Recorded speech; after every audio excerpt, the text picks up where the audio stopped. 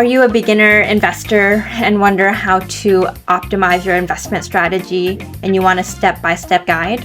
Well, keep watching because I'm going to break it down for you. I know the struggle. We're first-gen wealth builders and we're trying to build wealth for ourselves, our parents, future kids if we have any, and even our siblings, right? Where do you even start?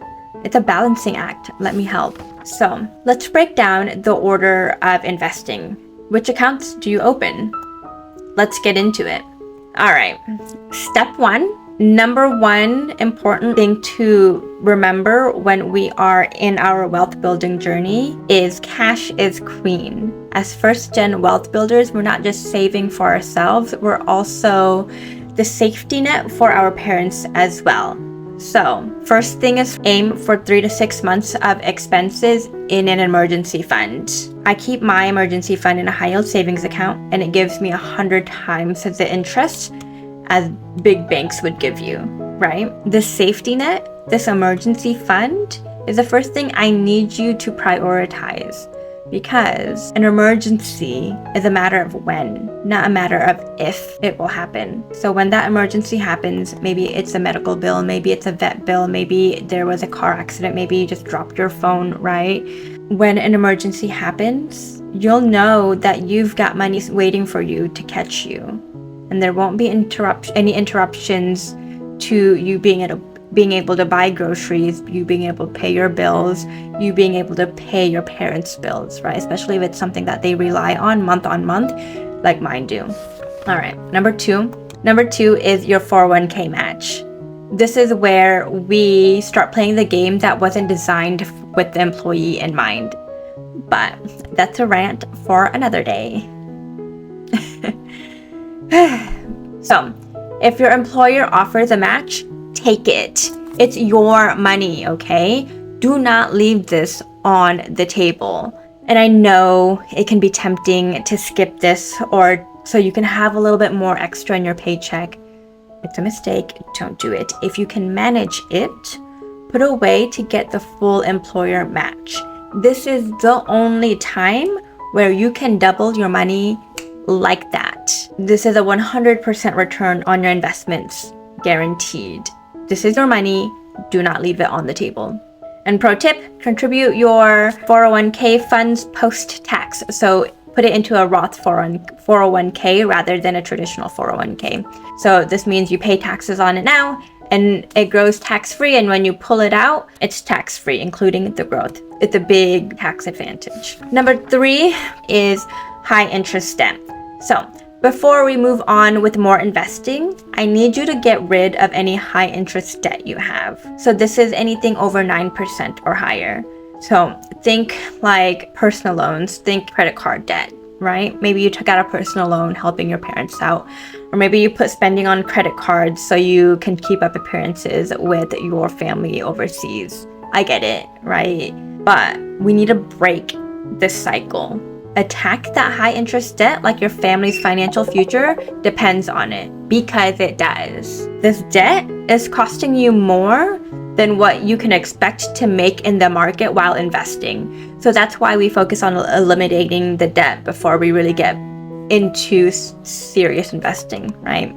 All right, now, if you have that emergency fund, you are getting your employer match at 100%, and you have paid off your high interest debt, and you still have money left over, first of all, like, great job. Pat yourself on the back. Like, seriously, take a second, like, pat yourself on the back and congratulate yourself. You're doing really well. Honestly, you're doing a lot better than most Americans in the US, okay? Now, if you still have money left over, where's the next place to put it? If you're pretty healthy, take a look into a health savings account. Number 4, health savings account. Max it out if you can. It's a triple threat. Why? It's tax deductible now, it grows tax-free, and withdrawals are tax-free if you use it for medical expenses. It's a triple threat. It's allowing you to not have to pay taxes on money if you use it for medical expenses, right? And if you end up being 65 years old and you're like, actually, I don't need this much for medical expenses, well, it now becomes a bonus IRA. You pull that money out for whatever you want. There's no withdrawal penalty, and you just pay income taxes. Next up, number 5 is your Roth IRA.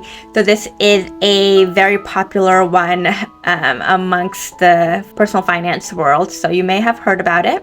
We're putting money in the Roth IRA after tax. So we're putting after tax money in, and then this allows it to grow tax-free. And when you take it out, it's tax-free.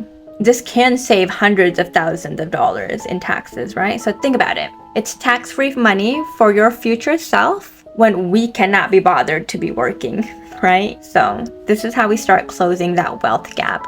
We start using these tax advantage accounts to our benefit. Number 6, next in line is the 401k. So we're gonna go back to the 401k. So we've already got that match happening, right? And then we've got money left over, so we're gonna come back to that 401k and we're gonna max it out. In 2025, that max is $23,500 if you're under 50 years old, so it's a lot of money. I know it sounds like a lot, especially when you're trying to support not only you, but your parents as well. But remember, the more we save now, the more we invest now, the better we're positioning ourselves in the future. Okay, so you got that 401k maxed and you still have money left over? Like, you're doing amazing, like absolutely amazing. This is investing well over $30,000 a year at this point, right? So if you find yourself in this situation, my ask is that you tell a friend or family member how you're doing it. Let's lift our community up together. So you've got more money and you want to know where to put it. Let's take a look at a Mega Backdoor Roth. So if your 401k plan allows it, look into a Mega Backdoor Roth. I know it can sound complicated, and it can be, but essentially it's supplemental after-tax money that can go into your 401k. So essentially your employer can put money in, and then you can put money into a 401k. And there's a federal limit on how much total can be put in. So if your employer isn't maxing out their end of it, you can now supplement to max out. So it's a lot of money. So take a look at it if you've got quite a bit left over. Number 8. So if you've got all these tax advantage accounts maxed out, now take a look at a regular brokerage account. So this does give you some flexibility on when you can access the money, right? Because it's not a tax advantage account. And also number 9 is to take a look into a 529 plan if you have kids. So this is a plan for education costs, but don't stress if you can't fully fund this or start putting money into a 529 plan. Your number 1 goal is to take care of retirement first. Retirement comes first. We can always take out loans for education, but you can't take out loans for your retirement. And this is how we have become our parents' retirement fund, right? Remember, we're not just doing this for ourselves. We're building a financial legacy. A lot of us are carrying a lot of people. So it's stressful. Take a deep breath. You are strong enough to handle this. We will do it together. All right, got any questions? Ask me below. And if you found this helpful, pass it on to another girl in your circle, right? Our success can and will pave the way for others. All right. Check back next week for more practical tips on growing your financial foundation. Bye, y'all.